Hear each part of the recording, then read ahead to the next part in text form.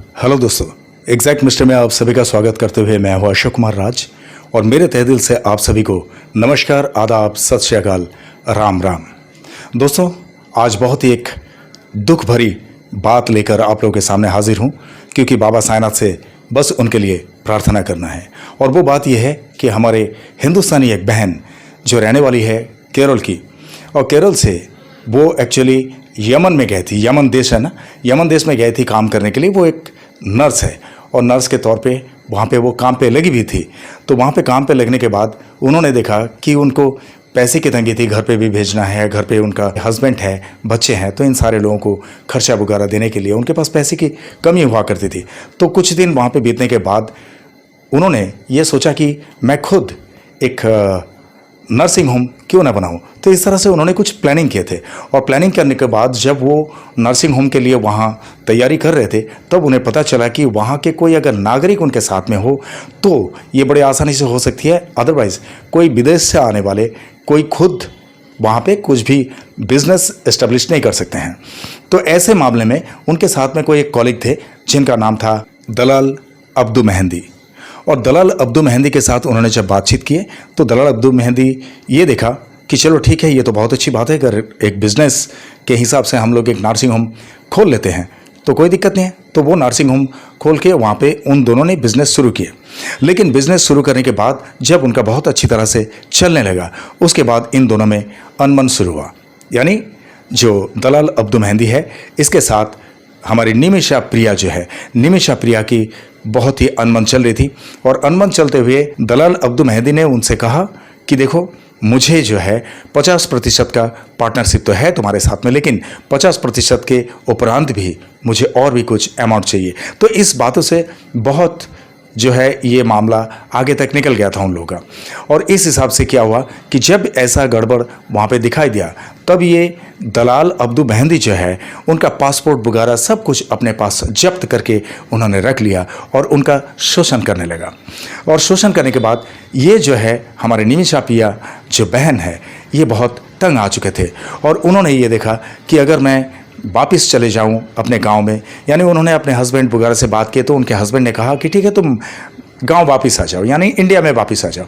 तो ऐसा ही सोच के वो कुछ कोशिश कर रहे थे आने के लिए। लेकिन जब उन्होंने देखा कि उनका पासपोर्ट ही दूसरे के पास जब्त किया हुआ है, और इससे पहले कि जब ये प्रॉब्लम उन दोनों के बीच में हो रही थी, यानी पैसे उससे को लेके कि 50% का हिस्सा जो मुझे मिलता है उसके उपरांत मुझे चाहिए, तो ऐसे में क्या हुआ कि हमारे निमिषा प्रिया बहन जो है, निमिषा प्रिया बहन जो है उनके साथ में जो कुछ भी आप बीती हुई वो सारा कुछ जो है पुलिस स्टेशन में जाकर उन्होंने बताया और उस दलाल अब्दू मेहंदी के नाम से एक केस दर्ज किया।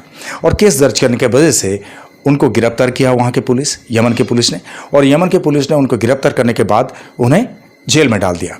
और काफ़ी दिन तक जेल में रहने के बाद जब वो जेल से वापस आया, वापस आने के बाद वो तो इतना ज़िद में आए, इतना खूंखार हो गए, उन्होंने सीधे तरीके से हमारे निमिषा बहन से ये कह दिया कि तुम्हारा पासपोर्ट और ज़िंदगी में कभी नहीं मिलेगा। तो इस तरह का बहुत बड़ा प्रॉब्लम वहाँ पे चल रहा था। तब क्या हुआ कि वो पासपोर्ट को लेने के वजह से उन्होंने कुछ तरकीब निकाले थे, यानी तरकीब ऐसा कि उनको कुछ नशीली पदार्थ खिला के अगर वो बेहोशी के हालत में वो सोते रहे तो उस वक्त वो घर पे से वो पासपोर्ट को निकल कर कम से कम इंडिया के लिए वो रवाना हो सकती है वहाँ से। बिना पासपोर्ट के तो वो आ ही नहीं सकते हैं। तो इस हिसाब से उन्होंने क्या किया, नशीली पदार्थ उनको खिला दिए। और नशीली पदार्थ जब खिलाए तो हमारे निमिषा बहन को ये पता नहीं था कि उसका डोज कितना होना चाहिए, और इस ओवरडोज के हिसाब से उसकी वहाँ पे मौत हो जाती है। और उस मौत के मामले में हमारी निमिषा बहन को जो है फांसी की सज़ा सुनाई गई। और ये मामला है 2017 की। तो 2017 से वो मामला चलते हुए आज तक यानी 2025 तक आ गया। और कल यानी 16 जुलाई को उनकी फांसी होने वाली है। और इसके लिए हमारे केंद्र की तरफ से और केरल के मुख्यमंत्री की तरफ से बहुत जी जोर ये कोशिश की जा रही है कि किसी भी तरह से हमारी निमिषा बहन को बचाया जाए। और सुप्रीम कोर्ट में भी जो सुनवाई हुई थी, सारा कुछ यमन से लेके हमारे हिंदुस्तान के सुप्रीम कोर्ट तक वो सब कुछ निमिषा बहन के नाम से चल रही थी। लेकिन दुखद बात यह है कि यहाँ पे से कुछ इस तरह के दिलासाजनक खबर नहीं मिली, सब निराशाजनक मिला है। क्योंकि बात यह है कि यमन एक ऐसा देश है, यमन में हमारे हिंदुस्तान का कोई एम्बेसी नहीं है, यानी हुती विद्रोही के हाथ में है और वो शरिया कानून के हिसाब से वो देश चलता है।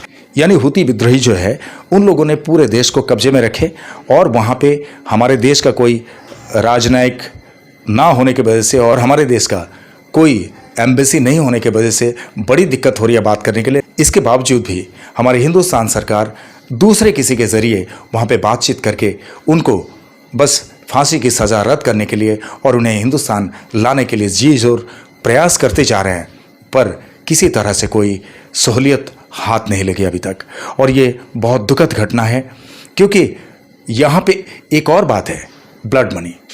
तो ब्लड मनी के बारे में आप लोगों को जिनको भी पता नहीं है, ब्लड मनी के बारे में ये बता दूं कि शरिया कानून के हिसाब से ब्लड मनी वो है कि अगर कोई हत्यारा किसी भी तरीके से अगर गुस्से के बस आके वो हत्या कर दिया, यानी कि अगर कोई भी हत्या के जुर्म में फंस गए हैं, तो उनके तरफ से जो हत्या हुई है जिसकी, उसके घर वाले जो है कुछ पैसा मांगते हैं, यानी जो हत्या हो गई है उसके बदले कुछ पैसा देंगे तो वो केस को सलटा लेंगे, यानी केस को उन लोग दोनों मिलके मांडोली कर लेंगे। तो ये बात है कि इसके लिए हमारे हिंदुस्तान के सरकार की तरफ से पूरी तरह से तैयार है, यानी ब्लड मनी के लिए भी तैयार है। और ये ब्लड मनी के बारे में एक्चुअली कुरान शरीफ में या इस्लाम के कुरान शरीफ में भी उल्लेखित है कि अगर उस वक्त, यानी जब कुरान शरीफ आया था सबके सामने, तब कुरान शरीफ में तभी से लिखा हुआ है कि अगर कोई हत्या का आरोप किसी में पाया गया, उस हत्या के आरोपी को छोड़ने के लिए ये जो है ब्लड मनी के हिसाब से वो 100 ऊँट का दान करके इस केस को ख़त्म कर सकते हैं। लेकिन अभी तो 100 ऊँट का ज़माना तो है नहीं, अभी तो सीधा पैसा वैसा हीरा जेवरात सब कुछ आ गया है। तो पैसे के मामले में अगर है तो हमारे हिंदुस्तान से पैसे के बारे में उन लोगों से ये कह दिया, आश्वासन दिया कि पैसा पूरी तरह से तैयार है, लेकिन फ़िलहाल जो है दलाल अब्दू मेहंदी है, उनके परिवार के लोग मानने को तैयार नहीं है। तो इसीलिए बहुत ही दिक्कत भरी बात है ये कि इस चीज़ को कैसे रोकथाम की जाए और हमारी निमिषा प्रिया जो बहन है उनके ज़िंदगी को कैसे बचाया जाए। तो ये बड़ा दुखद है घटना, और वो हमारे एक हिंदुस्तानी बहन है, हम सब की बहन है। तो इसीलिए, और विदेश में गई कुछ पैसा कमाने के लिए, अच्छे से वहाँ पे पैसा कमाएंगे, पर उन्हें शायद इस बात का अंदाज़ा नहीं था कि इस तरह का भी हादसा उनके साथ हो सकता है या इस तरह का मोड़ उन्हें झेलना पड़ सकता है कि जिससे ज़िंदगी ही ख़त्म हो जाए। पैसा है ही ऐसी चीज़।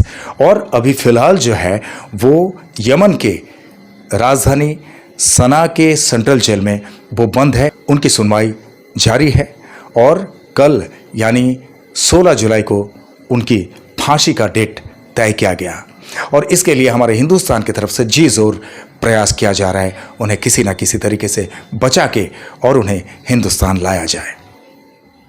अब बात यह है कि ये वीडियो आप सब तक लाने का मकसद ये है, आप लोग जो भी साईं परिवार से हैं, आप लोगों से तो मेरी गुजारिश है ही, और आप लोग ज़्यादा से ज़्यादा इस वीडियो को सबके पास शेयर कीजिए जो भी आपसे रिलेटेड है, ताकि उन सारे लोगों की दुआएं भगवान तक पहुँचे।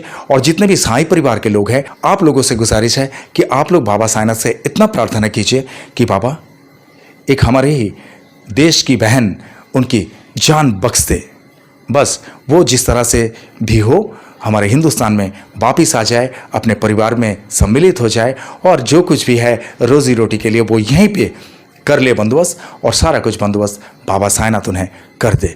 या आप लोग जो कुछ भी जाति संप्रदाय से हैं, यहाँ पे अभी जाति संप्रदाय देखने की बात तो है नहीं, जाति संप्रदाय का कोई प्रश्न नहीं आता है, ये हमारे देश के ऊपर है। हम सारे देशवासी की तरफ से अगर मालिक के पास प्रार्थना जाएंगे तो मालिक ज़रूर उस बात को कबूल कर सकते हैं, मालिक ज़रूर सुनेंगे, और मालिक उस पर काम अगर करेंगे तो हमारी निमिषा प्रिया बहन की ज़िंदगी एक बार फिर से हमारी हिंदुस्तान की धरती पर जी सकती है। तो दोस्तों, इसके लिए मैं आप सबसे गुजारिश करूंगा कि आप लोग तुरंत इस वीडियो को जितना ज़्यादा से ज़्यादा हो सके अपने सारे रिलेटिव्स और दोस्तों को शेयर कर दीजिए, और सबसे इतना कहिए भी कि आप लोग जो जो इष्ट को मानते हो, जो जो भगवान को मानते हो, जो जो धर्म के हो, आप सभी एक सुर में बस प्रार्थना करें कि हमारी निमिषा प्रिया बहन की जिंदगी बख्श दे। वैसे ही बाबा साईनाथ हमारे हैं, बाबा साईनाथ से भी प्रार्थना करते रहिए कि बाबा साईनाथ हमारी बहन निमिषा प्रिया की जिंदगी को बख्श दो। बस इसी के साथ मैं समाप्त कर रहा हूं और ज़्यादा कुछ नहीं बोलूँगा। आज मैं लाइक कमेंट शेयर के लिए तो कुछ बोल नहीं सकता, शेयर के लिए ज़रूर बोलूँगा। शेयर जितना ज़्यादा से ज़्यादा हो सके आप लोग करते रहिए। समय बहुत कम है और मुझे बहुत ही भावुकता लग रहा है, मुझे खुद को, मैं खुद ही भावुक हो रहा हूँ। मुझे बहुत रोना आ रहा है अंदर से कि हमारी हिंदुस्तानी बहन वो जिस स्थिति में गुजारा कर रही है अभी, उनकी मानसिक स्थिति को मैं समझ सकता हूँ, आप लोग भी समझ सकते हैं। तो इसीलिए और क्या बोलूं, बस ज़्यादा से ज़्यादा इस वीडियो को शेयर करते रहिए, ठीक है। बस यही मेरी गुजारिश है। और इसी के लिए हमारे साईं परिवार में मैंने देखा कि मेरे साथ में मेरे साईं परिवार से इतने सारे भाई बहन मुझसे जुड़े हुए हैं, तो हम क्यों ना बाबा से प्रार्थना करें। बस यही मेरा मकसद है इस वीडियो को बनाने के लिए और एग्जैक्ट मिस्ट्री चैनल पर लाने के लिए। तो ठीक है, इसी के साथ आप सभी को बहुत बहुत धन्यवाद। आप लोग बहुत कुशल मंगल रहिए, ये मैं बाबा साईनाथ से प्रार्थना करता हूँ। चलिए, आप सबको मेरे तहे दिल से ओम साई राम।